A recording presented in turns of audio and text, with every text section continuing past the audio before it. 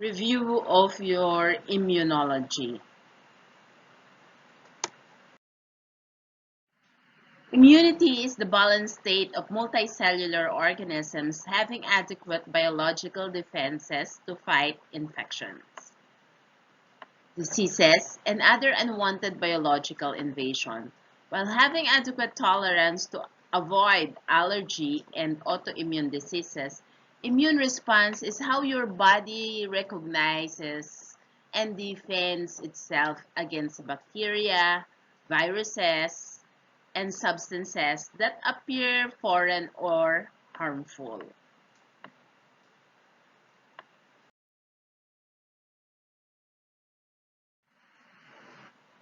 Our immunity is divided into two parts. We have the innate immunity or your non-specific immunity and your adaptive immunity. Non-specific or innate immunity is the defense system in which you were born with. It protects you against all antigens. Innate immunity involves barriers that keep harmful materials from entering our body. These barriers form the first line of defense in the immune response. Example of the innate immune response include our coughing reflex, wherein we propel microorganisms or invading allergens, enzymes in tears and skin and oils, and mucus, which traps bacteria and other particles, our skin that serves as our protective barrier, and stomach acid that neutralizes or kills the microorganisms that cannot survive with acidic environment.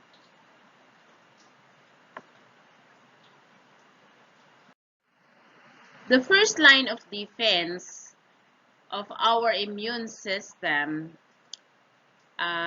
is one of the most important non-specific defense, and the largest of which is your skin, which acts as the physical barrier to keep the pathogens out of our system.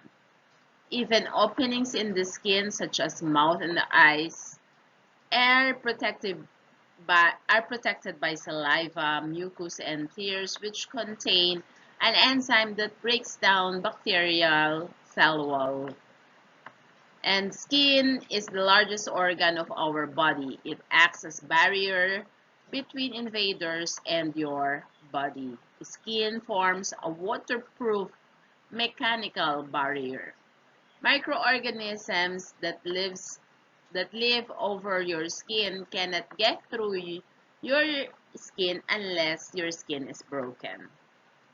The tears, on the other hand, like that of mucus and saliva in the nose, mouth, and eyes, are obvious entry points of pathogens. However, tears, mucus, and saliva contain enzymes that breaks down the cell wall of many bacteria. Those that are not killed immediately are trapped in the mucus and swallowed. Special cell lines uh, and protect the nose, throat, and other passages within your body. The inner lining of your urinary tract and lungs produce are also producing mucus to trap invading pathogens. And then our nose has cilia, which has fine hair lining our windpipe, will move mucus and trap particles away from our lungs. Particles can either be bacteria or materials such as dust and smoke. Stomach acid kills bacteria, parasites that have been swallowed. Another one is our urine flow. Urine flow flushes out pathogens from our bladder area. And the last one is our friendly bacteria or microorganisms, normal flora, that is beneficial to our system.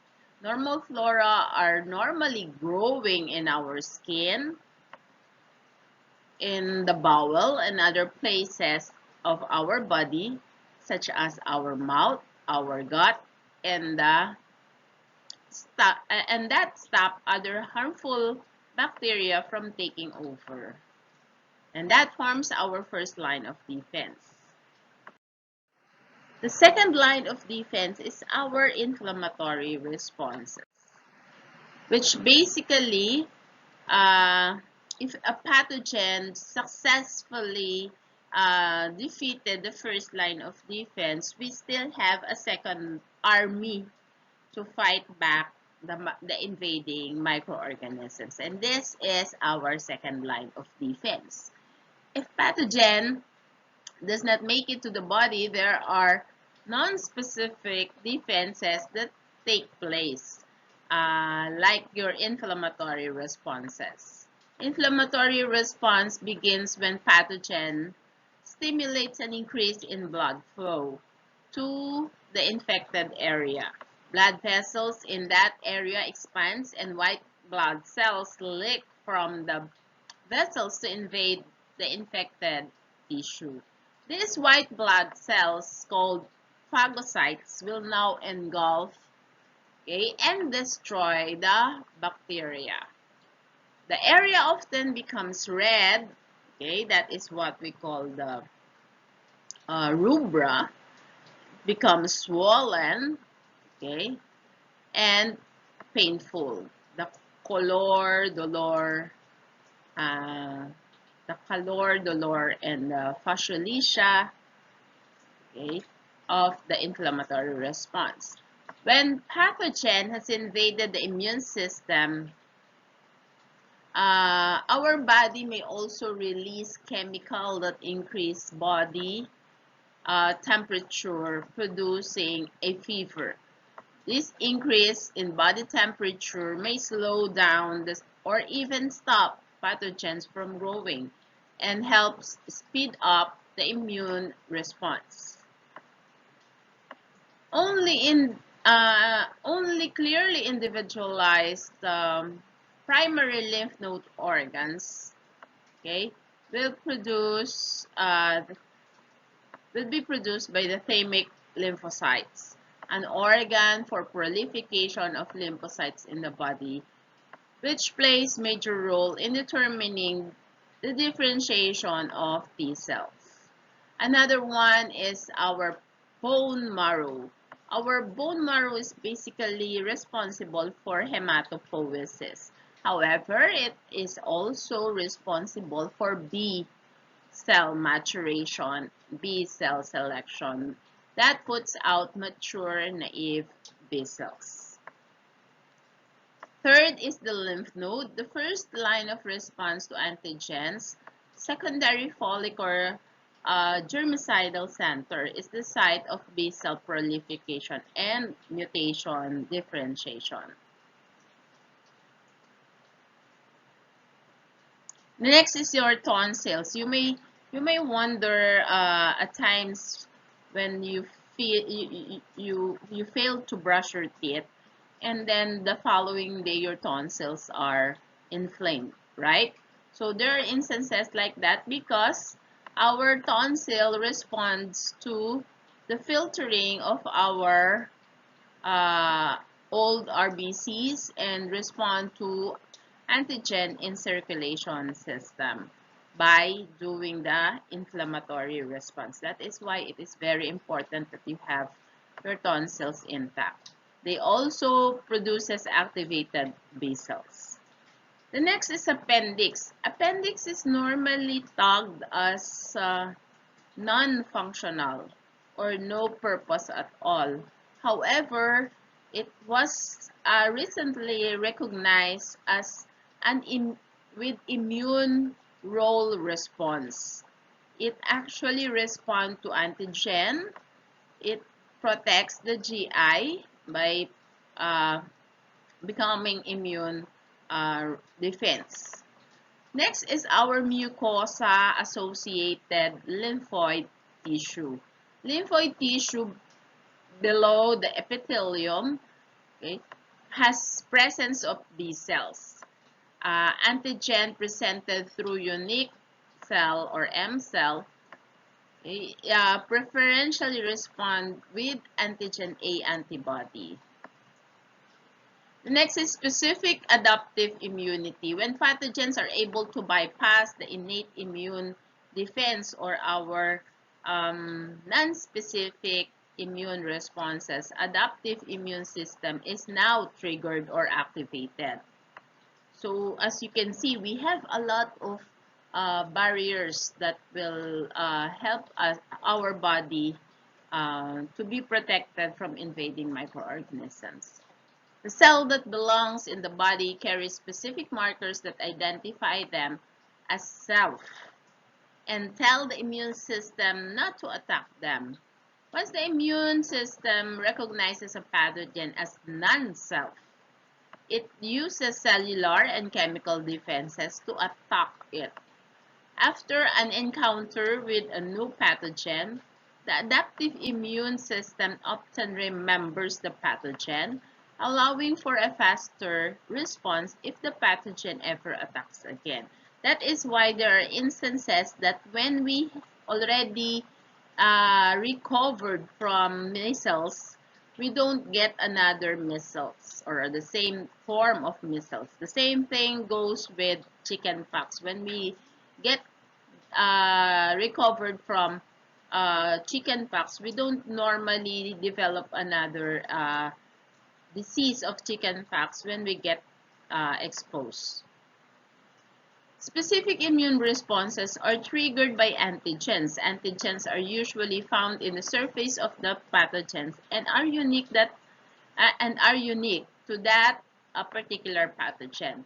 The immune system responds to antigens by producing cells that directly attacks the pathogen or by producing special proteins called antibodies. Antibodies attach to an antigen and attack cells that will engulf and destroy that specific pathogen.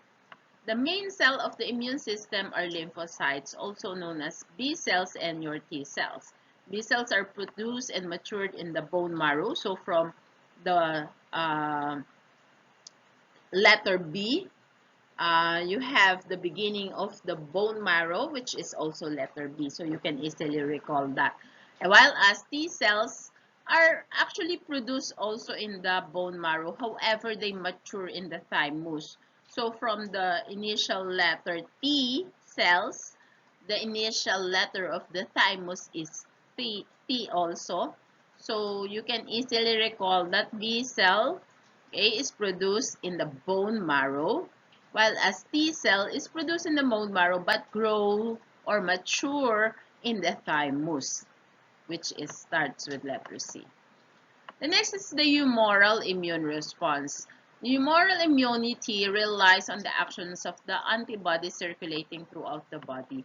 Humoral response involves B cells that recognize antigen or pathogens that are circulating in the lymph nodes, or what we call humor in the medieval term is body fluid. The response follows this chain of events. Antigen binds with B cell, interleukin or helper T cells co-stimulate B cells. In most cases, both an antigen and co-stimulator are required to activate a B cell and initiate B cell proliferation. B cell proliferate and produce plasma cell. The plasma cell bears antibodies with identical antigen specificity as the antigen receptor of the activated B cells. As you may see, if you get a cut on your skin, you notice proliferation of your plasma or escape of plasma. And that is a sign that your body or your humoral response is responding to the cut or the break in the first line of defense and protecting our system not to be invaded by pathogenic microorganism. Antibodies are released and circulate throughout the body binding to antigens. The B cell produce memory cells, and memory cells provide future immunity. So they get to recall the appearance and the character of that particular pathogen. And in the long run, if you get exposed, they already know what arm to use or what type of cell to kill that microorganism. Cell-mediated immunity. Okay, antibodies alone are often not enough to protect the body against pathogen. In the immune system, for instance, uses cell-mediated immunity to destroy infected body cells. The cell-mediated response involves mostly the T cells and respond to any cell that displays aberrant MHC markers, including cells that invade the that is invaded by the pathogens, tumor cells, or implanted cells. That is also why there are instances that cellular implantation, or let's say kidney implantation, is being rejected by the body because it is recognized as a foreign body. The following chain of events describes the immune response. So cells displaying foreign antigen binds with T cells. Interleukin secreted by helper T cells co-stimulate activation of the T cells. And if MHC1 and endogenous antigens are displayed on the plasma membrane, T cells proliferate and then produce cytotoxic T cells. The cytotoxic T cells destroys cell displaying antigens. If MHC2 and exogenous antigen are displayed on the plasma membrane, T cells proliferate, producing helper T cells, and helper T cells release interleukin and other cytokines, which stimulates the B cell to produce antibodies that binds to antigen and stimulate non-specific NK and macrophages to destroy antigens. And then after which that we have the second line of defense, we also have our third line of defenses, and that is your CD4 T cells, CD8 T cells, and your B cells. And this is normally affected when you have your HIV, the CD4 T cells in particular. Now we have acquired immunity. The acquired immunity that you develop during your lifetime. Basically, we have two types of acquired immunity. We have the active immunity and the passive immunity. When we say active immunity, your body develops in response to an infection or vaccination. So it can either be natural or artificial. So naturally acquired active immunity, antibodies is developed in response to a particular infection.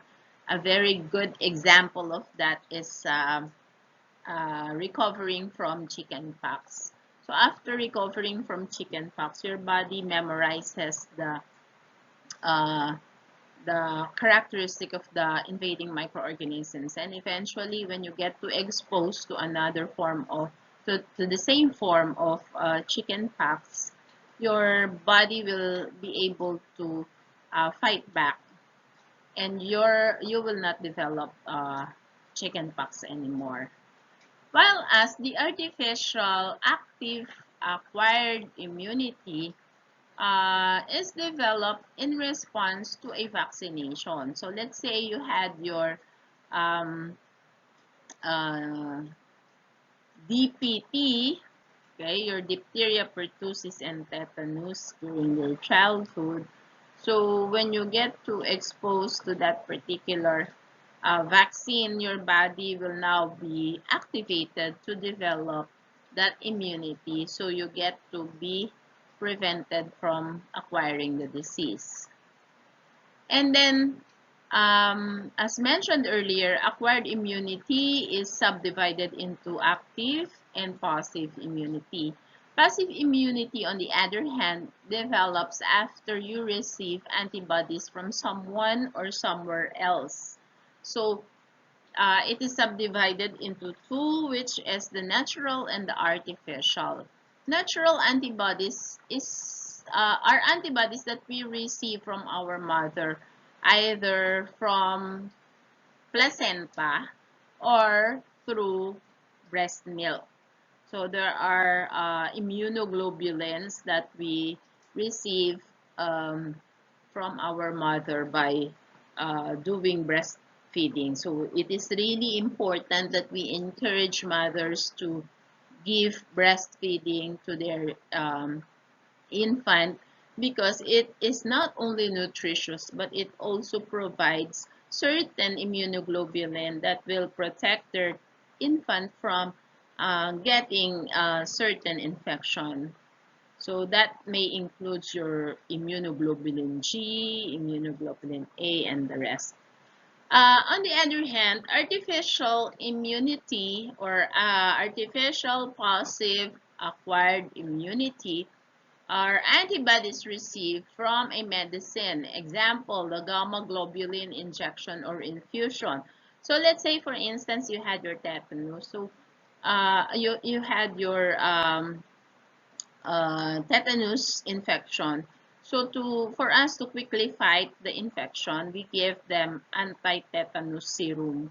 So it can be in the form of serum, can be in the form of immunoglobulin or antitoxin. So these are the different types of ready-made immunoglobulin that will fight back the pathogens immediately.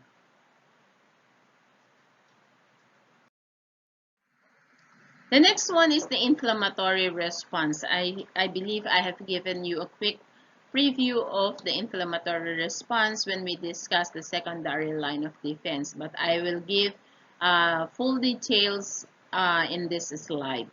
Now, inflammatory response or inflammation occurs when a tissue are injured by either bacteria, trauma, toxins, heat, or any other cause.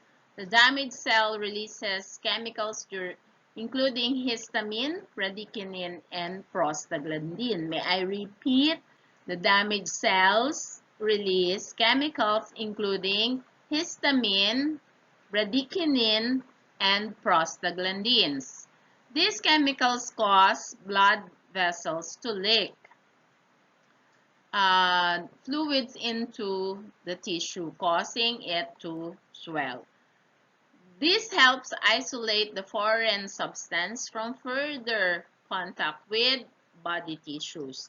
The chemicals also attract white blood cells called phagocytes that eat the germs and dead or damaged cells. This process is called phagocytosis. Phagocytes eventually die. Pus will then be formed and from the collection of the dead tissue and dead bacteria and live and dead phagocytes. That is why you may notice presence of pus after you had your local infection. The simplest definition of inflammation is best stated in Latin. Okay, we have calor, which is responsible for the heat.